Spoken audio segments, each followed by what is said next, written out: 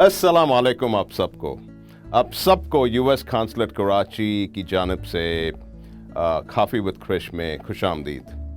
Welcome to all our viewers from the US Consulate General here in Karachi, Pakistan. मेरा नाम क्रिश दास है और मैं यहाँ US Consulate General कराची का तर्जुमान हूँ. I'm the spokesperson here at the US Consulate in Karachi. Today we have the pleasure of chatting with Dr. John Akrazoglu, who is in Karachi for the English language coaching sessions with the students and teachers, trainings of the US government-sponsored English Works and Access programs. John is a clinical associate professor and chief technology officer at the College of Education at the University of Iowa. Dr. Akrazoglu has received various accolades for his service to diversity and volunteer work, helping at-risk, underrepresented secondary students gain entry into higher education and professional careers. His awards and honors include the University of Iowa's Catalyst Award, Special Service to Education Award, and the Diversity Council Honors Award. Dr. Akrazoglu has served and continues to serve on various governing boards, including those for women in science and engineering, realizing educational and career hopes, and the Iowa Center for Assistive Technology and Research, and has served as the co-chair of the University of Iowa's Charter Committee on Diversity. Dr. Akrazoglu, welcome to our show here and welcome to Karachi, and as they say in Urdu, hum aapka istiqbal karte hain, which means welcome to Pakistan.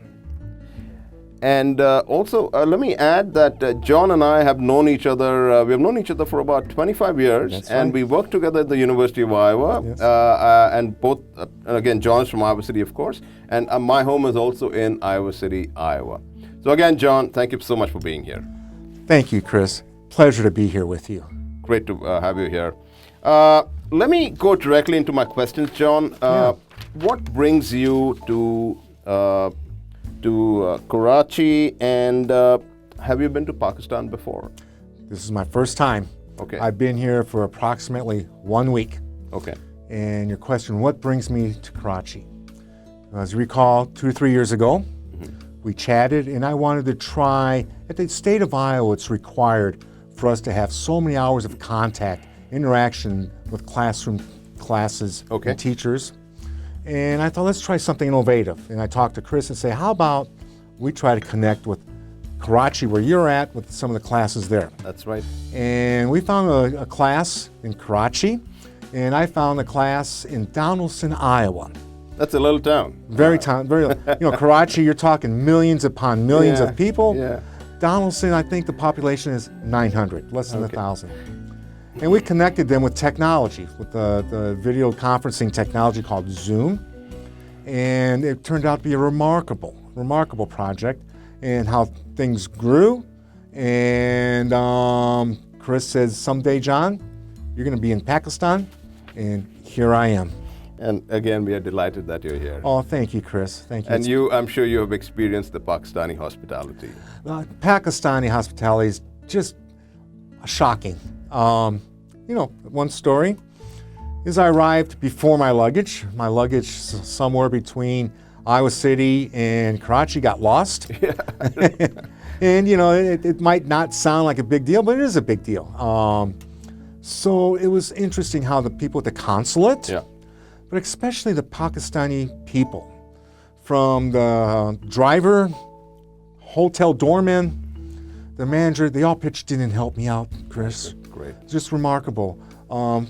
Finding, common toiletries, which are in my luggage, clothing. And by the way, Chris, there is a big and tall man store in Karachi. In Dolman Mall. And I must add to that, John, that I've been here for about 2 years now, and I think the Pakistani people are one of the most hospitable and friendly people on the face of this planet. Exactly, and I confess to that. Another thing too, Chris, it's my birthday, and I'm away from home, feeling a little bit homesick. Being away from the birthday of my from home on my birthday with my children, my wife, and my mother there. Yeah. But during a class, I walked in here in Karachi and the lights were off, and all of a sudden all the lights came on and they sang me a happy birthday. Oh, that's great. Oh, it was, and they had a birthday cake in American tradition. There's a candle, and Very nice. it was nice. And it was almost like having a family here, Chris. Yeah. How it's turned out.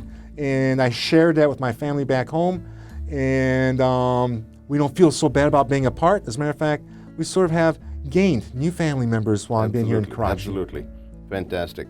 And happy birthday, by the way. Well, thank you, Chris. Thank you. Let me ask you, John, can you tell us a little bit about your work here in with the English Works and Access program? Correct. I'm here sponsored by the English language program Through the U.S.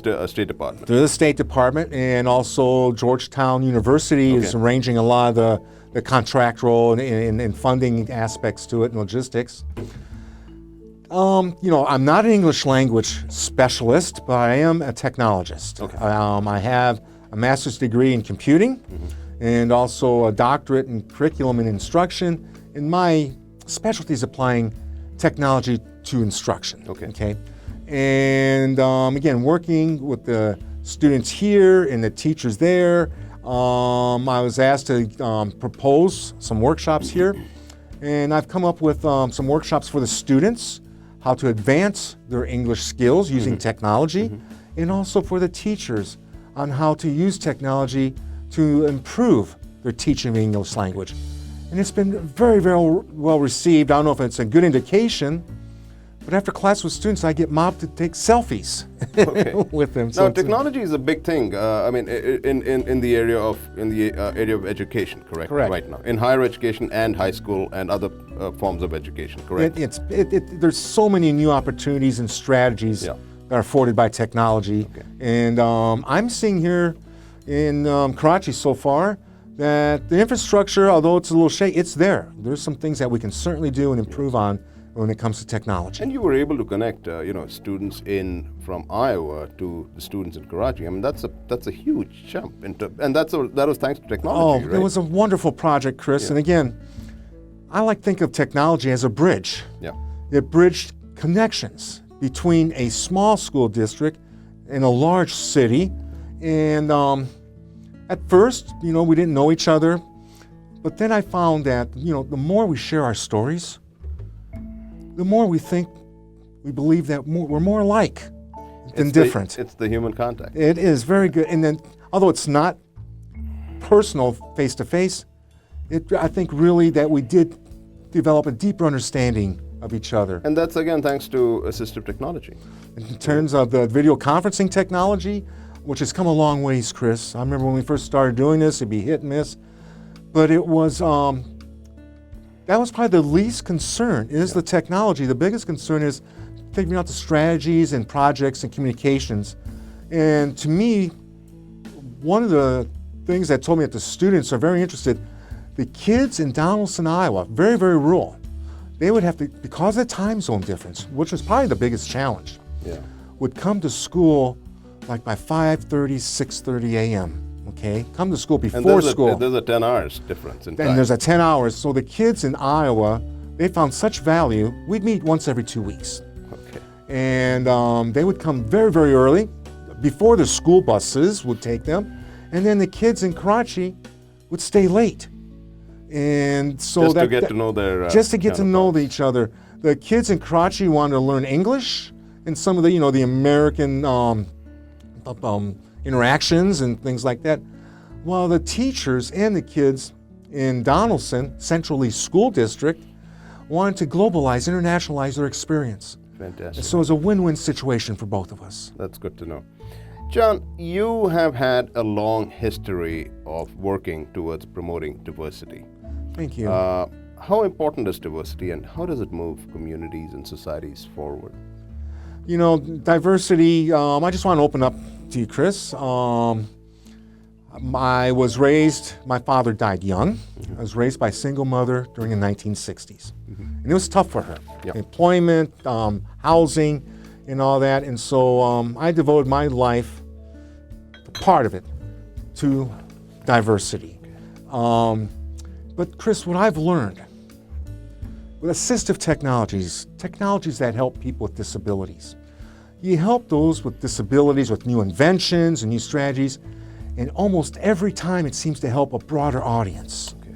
For example, captioning videos would help people who are deaf, okay? It also helps English language learners to see and to hear what is being spoken, okay? Also helps me when I watch British movies with heavy British accents, understand what they are saying, okay? But just like curb cuts at the sidewalks, helps people with wheelchairs and walkers get across the street, but also helps people with rollerblades, with luggage, and strollers get across the street. So I have found when you serve a diverse community, it seems like the scale just increases and in the end helps many other people.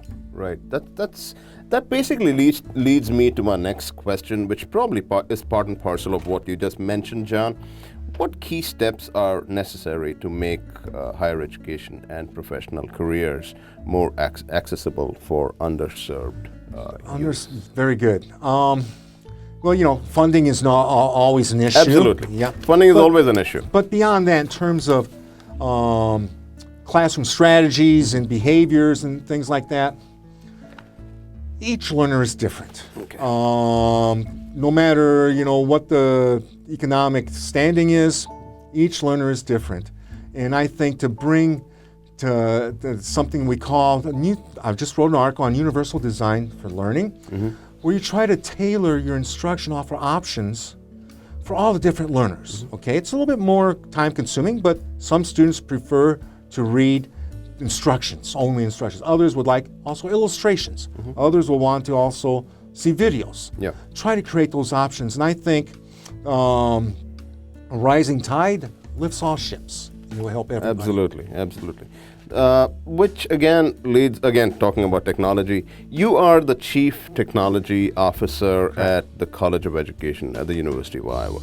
What is your main role there?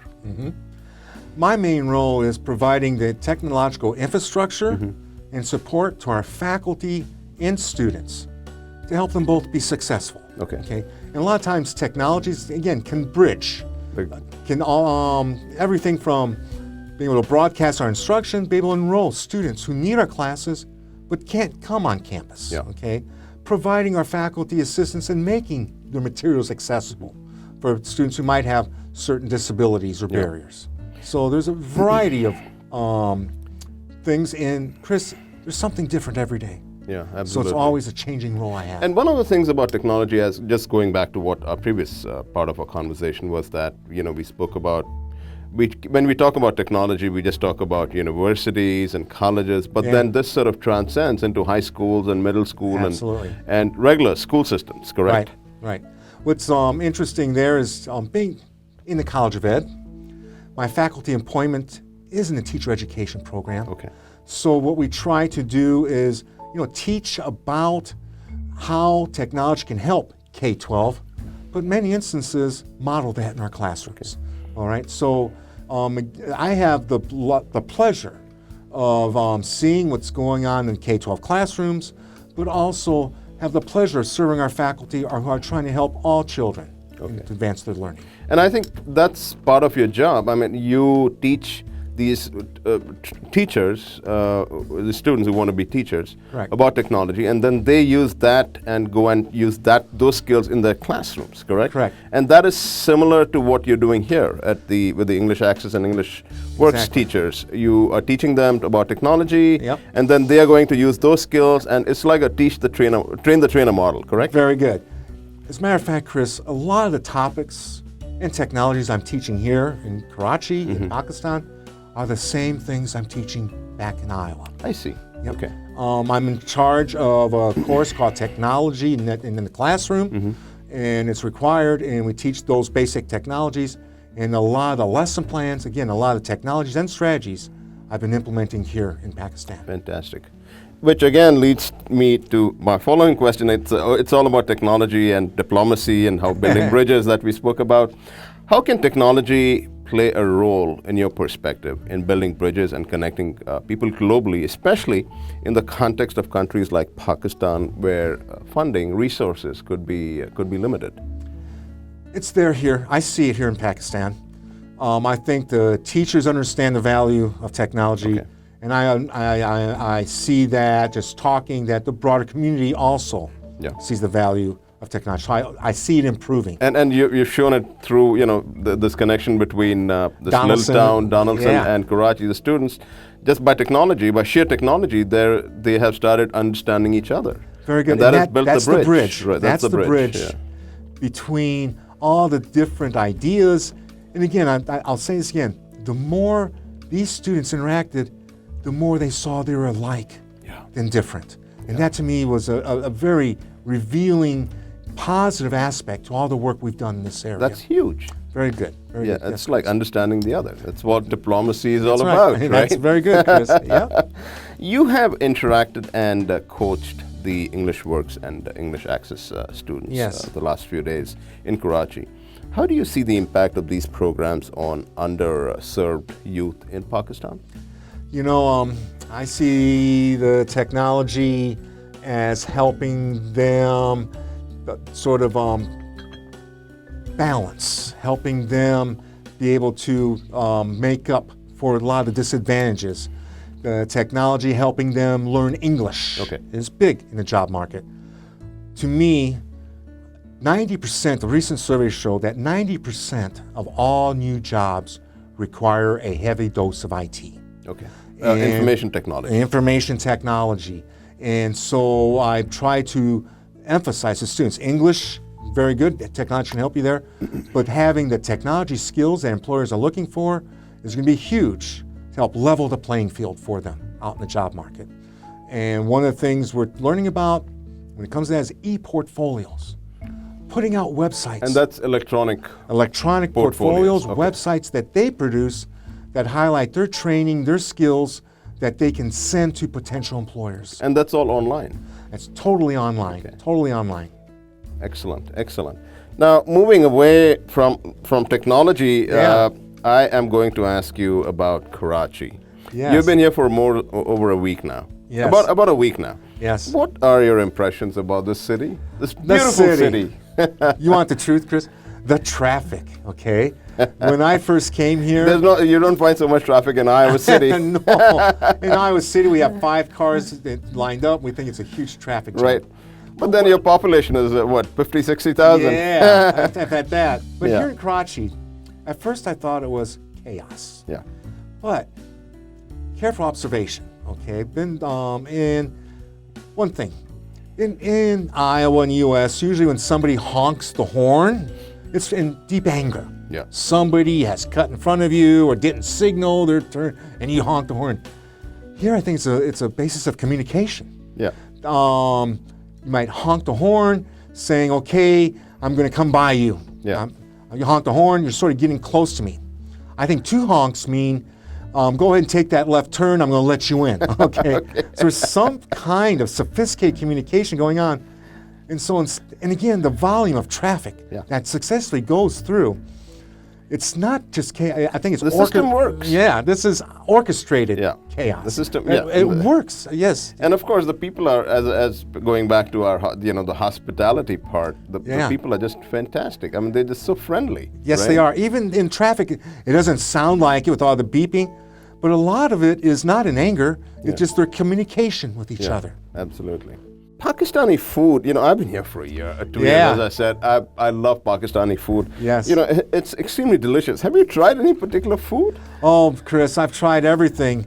The biryani and halim and I have a everything. special spot for the barbecue, Chris. Oh, yeah. They know how to put together barbecue. Yeah. And that's something I really appreciate and enjoy, because at home, I like to barbecue myself. And when I first smelled the barbecue, I said, this place is going to work. So have you learned any cooking? I mean, you haven't had the time probably. No, I haven't cooked. So next time when you come back, you should probably learn some, Pakistani Very good. cuisines. Very good. Very good. Anyway, John, we're running out of time, unfortunately. And my last question is, if you had one message for the youth of Pakistan, especially those who want to make a difference, what would it be? Keep it up. Some of the workshops, there was delays because of technology failures. Right. They sat there patient. Okay. They sat there gracious. In other audiences, in other countries I've been, some of the students might have been complaining verbally and not being so cooperative. The students here were gracious, understanding, and one thing I must say, Karachi is raising its children right. Exactly, and there's tremendous potential in the youth here. Absolutely, and I think if everybody came together to help a simple need like me adjusting the luggage, I think for more important objectives and issues, there's great hope between our people. Fantastic. Well said, John. Well, thank you, Chris. Dr. Akhtarzoglu, it's been an absolute pleasure chatting with you and learning about the remarkable work you are doing in creating equal opportunities for at-risk youth. I'm sure our viewers enjoyed this insightful conversation as much as I did. Thank you for your time and sharing your wise words, insights.